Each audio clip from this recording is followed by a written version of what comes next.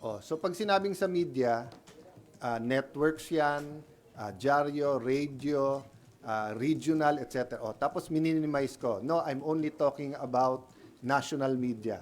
Oh, and then naging House, Senate, Congress. The longer it takes to pinpoint, oh, diyan pala sa press corps ng Senate, wala palang involved. Diyan pala sa Malacanang press corps, may dalawa. Diyan pala sa House press corps, may tatlo. The sooner na may certainty, yung trust hindi against everyone, yung kawalan ng trust hindi sa lahat at sa institusyon, di ba? Pero habang everyone sa suspect and then parang may lumalabas pa na parang may takipan, bababa talaga yung trust. At doble ang problema nun sa Senate. Why?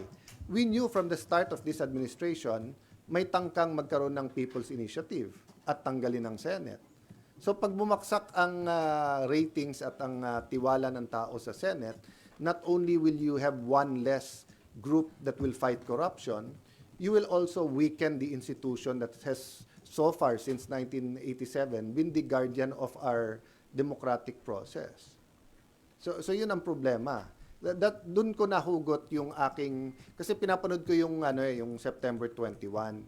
I really believe every single person who went there sincere, gusto ng pagbabago, transformation, fed up na, galit. Pero makikita mo yung leaders, iba-iba direksyon. Meron resign, pero wag si Marcos. Resign, pero dapat si Sara. Resign, pero si Marcos lang. Walang dapat mag-resign, dapat makulong. So, dun po nag-start ko ma-discern na what if lang, what if? What if the President, the Vice President, lahat ng Senador, lahat ng Congressman mag-resign and then wag tumakbo ng isang cycle?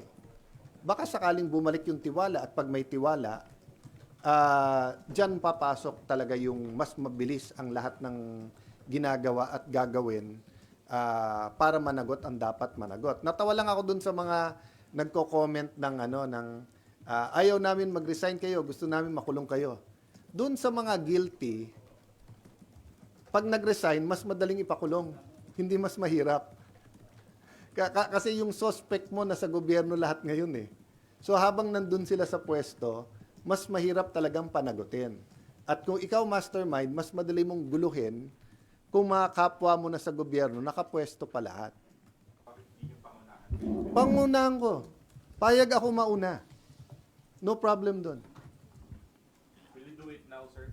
No, mauna means lahat kami. Walang nagsasabing ikaw mag-isa. Kung mag-isa ako, hindi mangyayari yon. Ang ano natin, national renewal, di ba? So, pag sinabi natin corrupt yung media, lahat tayo mag-resign. May mauna talaga, pero sasabay lahat. Pag isa lang nag-resign, walang mangyayari. Di ba? Ang sinasabi ko, mag-sacrifice tayo, hindi mag-suicide. Gusto nila, ako lang mag-isa. No problem, yun ang gusto nyo. Pero it will not solve the problem. The problem will have new hope if we do it all as a group. Kung gusto nyo mauna ako, basta't may assurance akong susunod kayo. Sen, Diba? tingin niyo po, pag pinangalahan niyo po, walang susunod sa inyo? Tingin ko, sa ngayon lang, kahit sinong mauna, baka nga hindi eh. Suntok sa buwan naman tong proposal na to. But you never know. Minsan tinatamaan ng buwan. Kasi kung hindi, anong alternatives? Coup d'etat, people power. Hopefully, hindi tayo umabot doon. But people are talking about some kind of revolution. I want to talk about transformation and revival instead of people power and instead of revolution. Bakit? Sa mga revolution, you have the communist model, it didn't work. You have the fascist model, it didn't work. You have the people power that did work partially and we're proud of. Pero since then, cyclical pa rin yung ating corruption at palala ng palala. So I don't think an ordinary people power now na umiba lang ang presidente will solve all of this. But how do you operationalize it, Sen? I don't Considering na wala pong No, I batas don't or- need to. Doon nga ako nagtataka sa mga legal luminaries. For example, si Justice Carpio at yung iba, wala daw sa konstitusyon yun. Pareho ba tayong konstitusyon na binabasa? Basahin nyo Article 10, Section 10 ng Article 7. Ang sabi doon, pag nag-design ang presidente at vice president, agad-agad magmi-meeting, I think within 3 days, ang Congress. And within 7 days, we have to pass a law na magkaroon ng eleksyon for not earlier than 45 days, not later than 60 days. So doon din nagsasabi ng hindi kaya ng COMELEC agad-agad. Unconstitutional yon pag hindi nila kaya. Kasi nasa konstitusyon eh. Not earlier than 45, not later than 60 days. Yun lang, kailangan pagpasa namin ng batas na yon, nakalagay na rin doon na dapat Senate at House kasama na. So ang question na lang, paano magkaroon ng national commitment to each other and to the nation na yung qualified tumakbo, hindi tumakbo. Kasi kung ikaw si President Marcos, ba't ka papayag kung tatakbo din lang pare-pareho din? Kung ikaw si VP Sara, ba't ka papayag kung hindi yung lahat ng iba na maaring involved din ngayon ay tatakbo din, di ba? So put it another way, no? Ang baon ko sa Senado araw-araw may problema, anong solusyon? Ang hugot ko, nandun ako sa EDSA 1, more or less sa EDSA 2, may mga roles.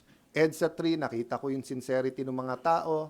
So sa lahat ng laban ng korupsyon, one way or the other, since 1998, became a congressman, we contributed towards good. Ang problema, lalong lumala eh. Nung nawala yung pork barrel, lalong lumaki ngayon, di ba? Tapos, hindi tayo magkaintindihan ngayon eh. Bakit pag grupo nila ang naglagay, insertion yon. Pag grupo nyo, amendment yon. Di ba? So, sabi ko nga, nung bata ako, tinanong ko sa yaya ko, Yaya, bakit pagka nagkakasakit ako, sabi mo, hika? Bakit sa mga kaklase ko sa high school, asthma daw? Sabi nung yaya ko, kasi mayaman yung mga kaklase mo. Pag mahirap, hika yan. Pag mayaman, asthma yan. So, bakit kapag kasi Risa, amendment yan, hindi insertion. Pag iba, insertion yan. So how can we have a national dialogue kung ganon, di ba? But as far as feasibility and constitutionality, nasa Constitution yon. The only question for us is, are we willing to sacrifice? Now, if we're not, okay lang, let's move on. So, what's happening now, parang ang layo pa ng solusyon, parang walang nangyayari, di ba? Ano sabi ni Einstein, keep doing the same thing, expecting different result is stupidity. So I don't believe we're stupid as a people. So we have to find a solution. So one other alternative universe is mag-resign lahat. Hindi pa rin, what's the next one? We have to come together, kailangan may vision tayo, paano na ma-solve. So lahat ng ibang corrupt, sa BIR, sa customs, sa online gaming, sa illegal gambling, you name it, nakakatago ngayon kasi lahat ng attention natin nasa flood control.